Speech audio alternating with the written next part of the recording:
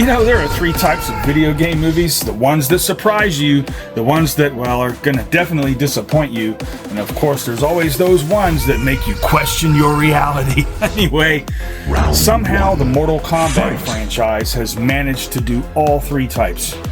So my first introduction to Mortal Kombat goes way back to 1993. I was still in the Army at the time, home on leave. I was 20 years old. More importantly, I was over at my girlfriend's house. Yep. Her brother was there with some of his friends, and they were playing Mortal Kombat on this huge 20-inch television. Yeah, they used to be big. And I'm thinking to myself, nah, this can't be better than Street Fighter, can it? Well, I was wrong. And then, you know, by this time, Mortal Kombat 2 was coming out, and I was just completely hooked. Welcome back. My name is Greg, and of course, this is another episode of The Movie Closet Showtime. So in 1995, we get Mortal Kombat, the movie. And this wasn't just another game adaptation. I mean, this was a revolution. I needed it to be good, and somehow it actually was. It had no business being this much fun. The story was very simple. The tournament structure, well, I mean, it was, you know, it worked. It worked great. The characters felt right, and, well, they really nailed it. And I've got to take a moment to give serious credit to Christopher Lambert as Raiden, because let's be honest, on paper, this casting really shouldn't work, and yet somehow it absolutely does. Yeah, boy. He doesn't play Raiden as a loud, over-the-top thunder god. Instead, he leans into something more subtle. There's a quiet confidence in his performance, like he knows more than what he's letting on, and that fits the character perfectly. I don't think so. The perfect balance between serious and just the right amount of, well, cheese. Of course, the atmosphere pulled you in. The music, well, that's a whole nother story.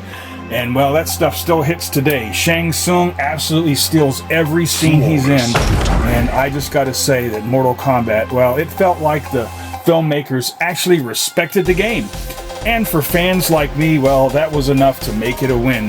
It has begun! I don't want to talk about it. Mortal Kombat Annihilation. Well, let's just be fair to movies, especially ones that, you know, try to do something that I grew up loving, but this one feels like it was made in a completely different universe.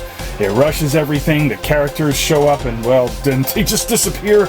And before you even register, well, that they're there, there's nothing here. And nothing has weight. Shao Kahn, well, he felt like this, he's supposed to be this unstoppable force, but he ends up feeling like a guy who showed up at a late night costume party. It's just absolutely terrible. The CG is just atrocious. Well, the special effects, even at the time, you knew something was off. The animality scene alone looks like it was, well, powered by pure regret. Honestly, the whole movie has the vibe of something that you would find being sold out of a trench coat in the back alleyway, like a reused condom. Technically it exists, but you know better than to go anywhere near it. And yet somehow this disaster became part of the legacy too. It is actually made its way into the, you know, library here, my closet. And because it's so bad, you just can't forget it. I will be watching you, so stay out of trouble. Now we jump to 2021 and the remake. And I'm going to just say it, I loved it. This is what I had been wanting to see. This is what I've been waiting for. It finally leans into the brutality of the tone, the mythology, and that opening with Scorpion is epic. That's Mortal Kombat. It felt so cinematic, it felt personal, and for the first time, I mean, it actually matched what we imagined way back in those arcade days. And this, you know, reboot finally embraced that R rating that fans like myself have been waiting for decades, delivering brutal game-accurate fights and fatalities that actually feel earned.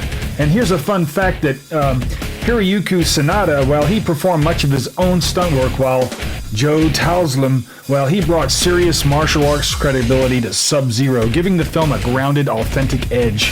And, you know, the fan reaction overall was right down the middle. The action and classic characters were definitely a hit. However, Cole Young did spark a little bit of debate. It may not be a flawless victory, but it proved that Mortal Kombat still has plenty of fight left in it. Where are you gonna go? Hollywood. Hollywood? What the hell's in Hollywood? Not what? Who? It's been fun. Yet introducing Cole Young instead of focusing on classic characters was a bold move, and yeah, it feels a little bit more like a setup movie than a complete story, but that's about to change. But it got so much right. I mean, I'm fully on board for what comes next. Absolutely. Thanks, man. I appreciate it. They should do a reboot. Nobody wants that. Shit went out in the 90s. And I just wanted to add that Mortal Kombat 3 Ultimate was the very last Super Nintendo game that I ever got, and this was in 1996. I've had this game for a while.